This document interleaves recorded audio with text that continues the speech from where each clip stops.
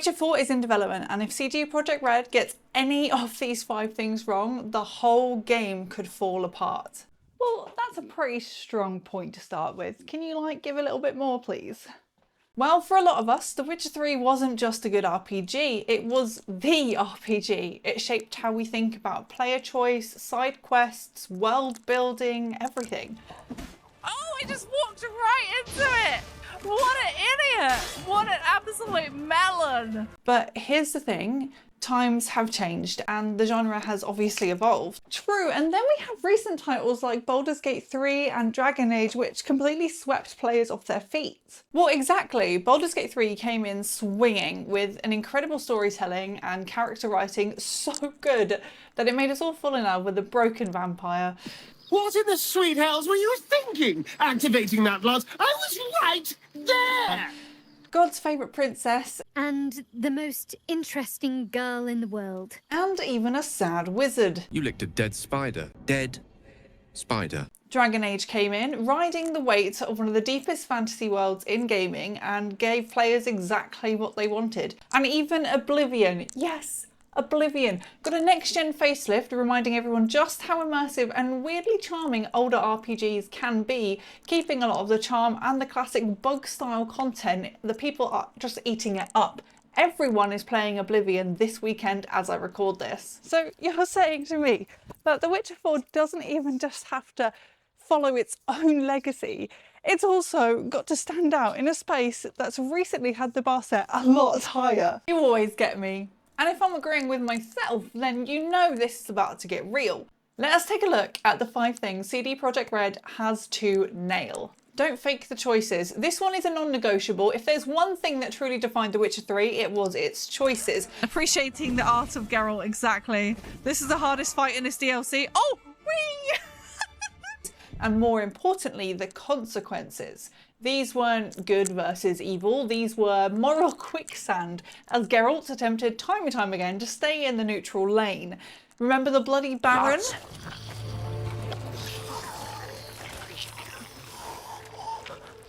These quests didn't hand you neat answers on a plate, they left you with a pit in your stomach wondering if you made the right choice. Do you save the people who treated you terribly or let them suffer in vengeance? Compare that to a lot of modern RPGs that say that your choices matter, but then loop you right back to the same outcome.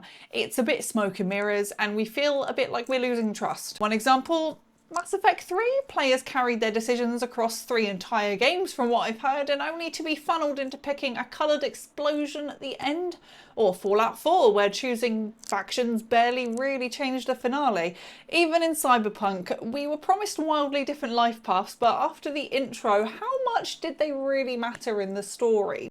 Witcher 4 cannot do that, and after Baldur's Gate 3 showed us that even if you piss off a squirrel, it can literally become a boss later on, our expectations are high. That's the new bar for interactivity. CD Projekt Red needs to meet it or surpass it. The world cannot just be pretty to look at. Mullin free, the one port of Wimbledon. I don't know what the actual song is, but it's something like that. It has to have breath in its lungs. We know that The Witcher 4 is going to look incredible. Come on, it's being made in Unreal Engine 5. But beauty without depth is just a wallpaper. Oblivion. Okay, hear me out. With the remaster, players are obviously expecting a living, breathing world, not a glorified backdrop with NPCs who have no character or point. I want to be able to interact with the dog that's running around the town. I want to be able to talk to the cow. I want to be able to see the local peasant who's suffering. I want to be able to hear what the people have to say around the cities and towns. Why do they all want to stand there?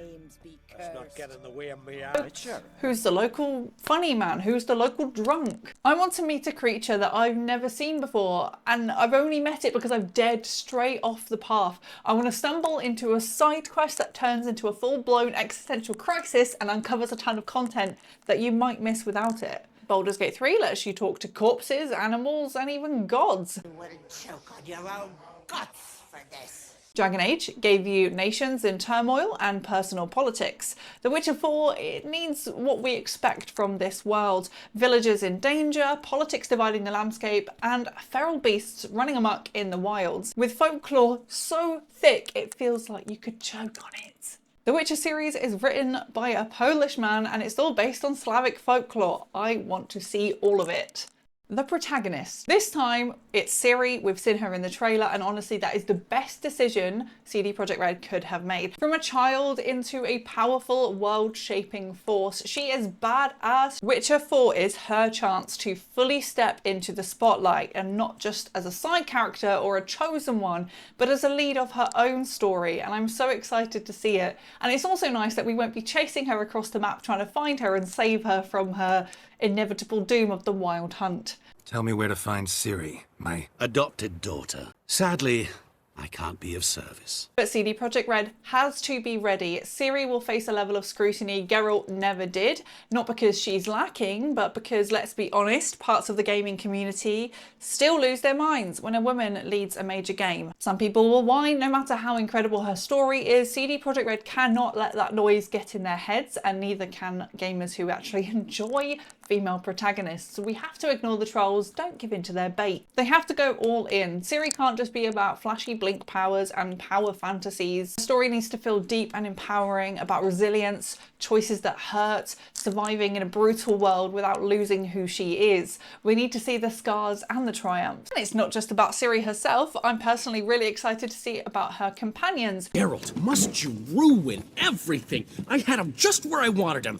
Whoever walks alongside her now has to matter. It's the people closest to us that shape who we become. I'm sure you've found that you end up picking up some of your best friends' traits if you spend enough time with them. If Witcher 4 builds real relationships with real stakes and emotional consequences around Ciri, it won't just match The Witcher 3's emotional pull that we got with the likes of Dandelion and the likes of Yennefer, and even the love triangle we got with Yennefer, Geralt and Triss. It could raise the bar for the whole genre, and I couldn't tell you how long I spent chasing Yennefer about in Witcher 3. But it's not just about love interests, it's about who their best friends are, who is going to be there for her when she needs it. Is there going to be betrayals? Because if they get this right, Ciri won't just be Geralt's heir, she'll be the new heart of the Witcher universe in her own right. And that's huge. Let's talk about launch day. This has to be rock solid. Cyberpunk 2077's launch wasn't necessarily the best. The hype was obviously astronomical, but when the game released in 2020, it did face some major technical issues on latest gen consoles like PS4 and Xbox One. Some players reported constant crashes, broken quests, missing textures, and performance so bad it made the game almost unplayable on some systems. Sony even temporarily delisted Cyberpunk from the PlayStation Store, a move that's kind of unheard of. Hey, Stanley here with you. But here's the important thing, not everyone had a bad experience. I'm not chatting shit about Cyberpunk, I loved it. On high-end PCs, which I have, and next-gen consoles, a lot of players still enjoyed the Cyberpunk world, story and characters, and over time, CD Projekt Red fixed it. Major patches, content updates, and even the brilliant Phantom Liberty expansion rebuilt that trust for many players. Cyberpunk today is a genuinely fantastic game, but that launch moment, it did leave a little scar, and in a world where games cost £60 to £70, players are way less forgiving about broken promises in this economic environment. The Witcher 4 cannot afford to repeat that mistake. It must launch stable or as close to flawless as possible. No day one apology letter.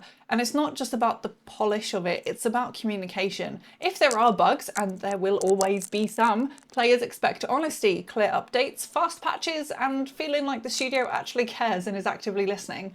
Bad customer service is how you turn a launch day hiccup into a full-blown PR disaster. Look at Baldur's Gate 3. They delayed the launch, updated fans constantly, and when the game finally dropped, it didn't just meet the expectations, it redefined them. Players today aren't just buying games anymore, they're investing money into time they will be spent playing them. And time is people's biggest commodity, and if you break that trust, it damages your image. A few notable mentions to Fallout 76 launch and also No Man's Sky. Need I say more? The soul of the game has to stay intact. Witcher is not like other RPGs. The Witcher's identity isn't about saving the world, it's about surviving it. It's rooted in Slavic folklore with real-world pagan traditions and the uncomfortable truth that monsters aren't always what you'd expect. Sometimes they're just people. Gods? There are no gods here. There are only monsters. The most powerful quests weren't about epic battles or chosen heroes, they were about villagers rotting from the inside out, families broken by grief, betrayal and desperation, and curses passed down like heirlooms. The tone matters, and Witcher was never about flashy power fantasies, it was about difficult decisions where even the best option left you some queries. You weren't Geralt because you were the centre of the universe, you were Geralt because you fought for the people no one else would. You made impossible choices and lived with the weight of them, like sparing or condemning the tree spirit under Crookback Bog, only to see the consequences either way. Helping the Bloody Baron and realising that no outcome could truly fix what had already been broken. The Witcher 4 doesn't need bigger worlds or shinier graphics necessarily, or endless fetch quests, please do not give us those. We need heart, we need weight, and we need to make players feel like the cold wind on their face and the cold reality of their choices. Wind's howling. If The Witcher 4 forgets any of these things, it won't matter how good the combat is, the magic that made this series legendary will be gone. So at the end of the day, The Witcher 4 doesn't need to reinvent the wheel, it just needs to remember why these stories mattered in the first place and why we love it so much. The weight of a bad choice, the way a world is broken and it still finds a way to be beautiful, the feeling that even when you lose, something about it stays with you. If CD Projekt Red can hold on to these things, Witcher 4 won't just be another game on the shelf, it'll be something that lives with us the way all the best stories do. I absolutely adored the trailer, I think they are onto exactly the perfect right path, and I trust CD Projekt Red with everything that they are doing, and I think they will do Ciri and the world justice. What the goals are for Ciri, what is she working towards now, what obstacles is she having to overcome? I think we're in for a treat, and I'd love to hear what moment, feeling or part of The Witcher you're hoping that they don't lose. Drop it in the comments, I will be lurking. And if you love getting lost in fantasy worlds, pulling them apart and dreaming about what they could be, maybe stick around for more because we are just getting started. See you soon.